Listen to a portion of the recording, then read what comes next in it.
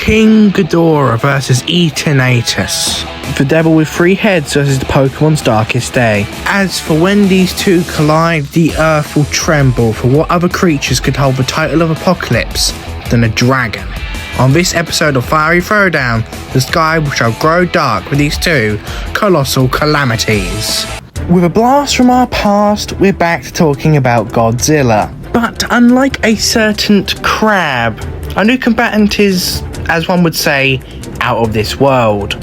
Funny how Godzilla's worst enemies got into Fiery Throwdown before him. And also wondering how Godzilla consistently beats this guy, because in any version, Ghidorah is absolutely nuts. Now, there's a lot of strong kaiju in the Godzilla universe, but King Ghidorah is somehow one of the strongest out of them all.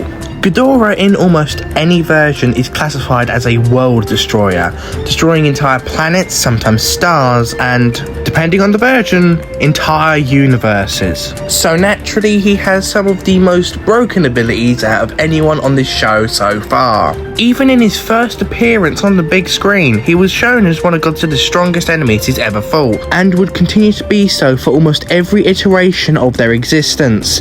Somehow, some way, they will always find a way to fight each other. And as such a powerful being, he is shown to be above foes like Gigan, who in the Showa era of film flew from the M Hunter Nebula 30,000 light years away, which is consistent with Space Godzilla flying from a nearby black hole to Earth in a short period of time. And he's not just fast too, Ghidorah's built different, being able to carry a 99,000 ton Godzilla into space and then drop it from orbit. And with his many years of fighting his atomic rival, Ghidorah shown he ain't just strong, but he's super tough too. He's had his neck snapped, his head torn off twice, and hell, he even came back with a new metal makeover after one of those attempts. He's been frozen solid, nuked, fought a Godzilla who tanked a meteorite hitting him square on that would have destroyed the planet, and even once regenerated his broken neck in the blink of an eye. Not to mention, this was a weaker Ghidorah that did this, whilst fighting a fake Ultraman knockoff Zone Fighter, who could break a 4th dimensional structure. But 4th dimensional strength or not, you can't break the King Ghidorah. But Ghidorah isn't merely contained to one version, he's had multiple dangerous appearances over the years. Kaiser Ghidorah, an alien overlord, Grand King Ghidorah, who ended up being more of an enemy to another monster, Mothra, Heisei Ghidorah, who can fight one of the strongest Godzillas there is, Showa, the original and with some of the more ridiculous abilities, Monsterverse Ghidorah, who is the largest on-screen version, except one. What if I told you there is a Ghidorah so unfathomable that the Godzilla of their universe looked more like a quick snack than a genuine threat to them? Let's take a gander at the anime trilogy for the one we shall focus on the most. Void Ghidorah. Void Ghidorah is, simply put, bullshit. He can erode time and space, be completely intangible, and his doors to reality are actually black holes, as his true form exists above the 3rd dimension. He can eat planets, stars, light up his entire void, kill you through your shadow somehow, like 2-dimensionally. Everything he eats, he crushes with this weird 5th dimensional energy called supergravity, which, by the way, he is also made of energy too, to bypass the laws of physics specifically. Because why not? And yet we're still not done. Ghidorah's signature attack, the gravity beam, is also able to destroy a target's gravity, like the concept. He has venomous numbing bites. He's resisted radiation and poison. He's also resisted his own gravity beams, which means he can resist his gravity itself being erased. So man, god or monster, all big and small will bow to the devil with 3 heads. Welcome, one and all, to the wonderful world of Pokemon, where unattended 10-year-olds are left in the wild to catch magical creatures, called Pokemon, obviously.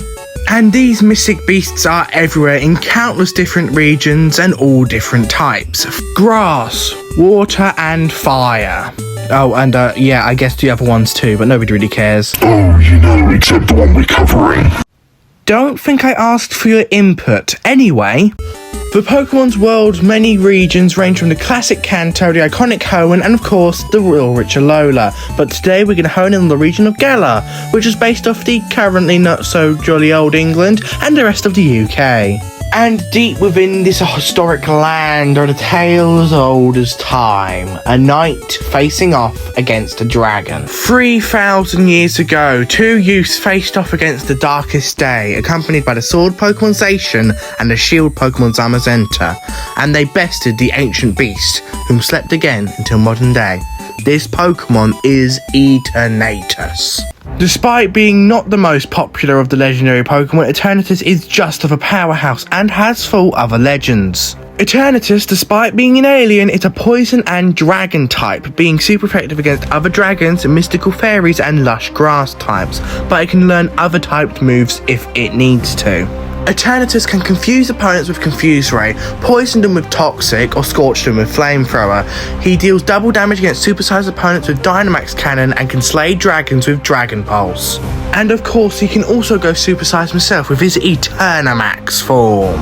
While in this state, Eternatus is completely immune to lesser creatures' attacks and can only be targeted by the two Pokemon, Zacian and Zamazenta, that felled him long ago. Eternatus is stated to have infinite energy and power. Eternamax Eternatus itself is also a better transformation than Gigantamax is, which is already a 5 times power boost. And just take a look at his stats. This puts Eternatus above or at least comparable to the likes of Kyogre, Regigigas, Mewtwo and many more legendaries. And while sure, Eternatus by itself isn't as strong as say Complete Zygarde, its Eternamax form boosts it to have the highest base stat total of anything in Pokemon so far. Lore scaling be damned. However, in its Eternamax form, its Pokédex states that it's infinite energy warp space-time, implying not only is Eternatus the Pokemon's equivalent of the Apocalypse, but it also completely bends and warps physics to its will to defend itself. So whether this world has you on a journey to catch them all or become the very best, the darkest day has arrived on Fiery Throwdown, and it is Eternatus. We've blazed through their backstories and the arena is heating up, but first, this fight has a rule to clear things up. Our two combatants will stay at roughly equal size during their first forms, just as not to complicate things with a roughly 300 feet tall Ghidorah not fighting a 49 foot tall Eternatus. Okay? Good, because it's time for a Fiery Throwdown!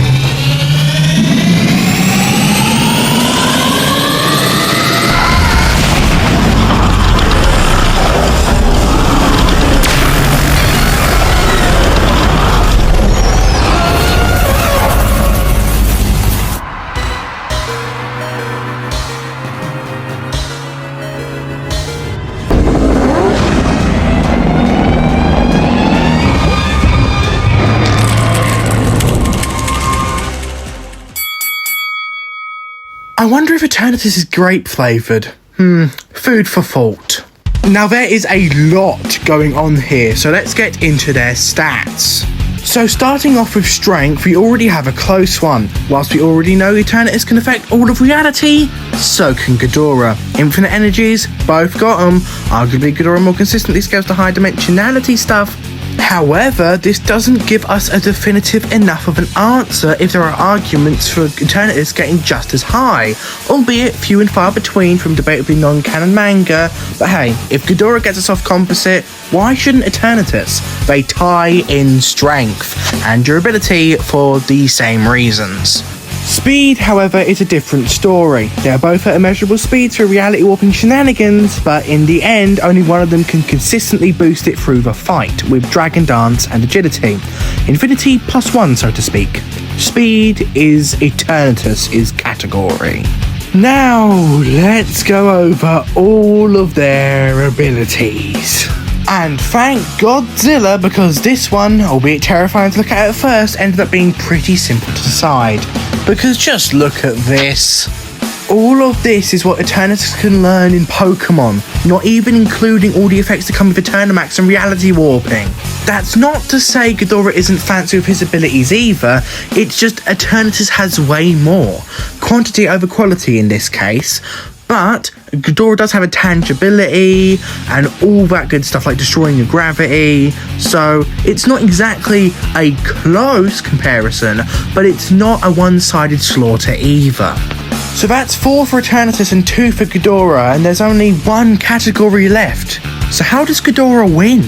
All will come to light in our final and most important category, counters. And newsflash, Eternatus just can't kill him. Energy attacks, Ghidorah eats them. Try to confuse him, Ghidorah can manipulate madness, so he'll be fine. Dynamax cannon deals double damage to Dynamax Pokemon. Ghidorah isn't Dynamaxed, nor is he a Pokemon. Can't be targeted by anyone other than Zacian and Zamazenta. Well, Ghidorah is invincible in space, so he just straight up has that too. Arguably more so because Zacian and Zamazenta aren't even really that powerful legendaries and can't stack up to the people Ghidorah's fighting like Zone Fire or Godzilla in any iteration really. Worst of all, reality warping just straight up doesn't affect Void Ghidorah, as he doesn't warp reality, he bypasses and destroys it. So warping space and time to beat a being above space and time is basically just as useless as trying to beat him with a wet paper towel.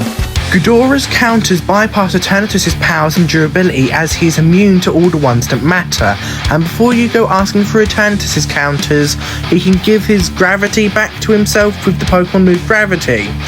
Whoop-de-fucking-do! You made yourself resist something, an oversized rubber chicken can. So at the end of the day, Ghidorah's ludicrous counters just couldn't be beat, even while stale-melting in strength and durability. Sorry Eternatus, Ghidorah was just Pokemon his game. The winner is King Ghidorah.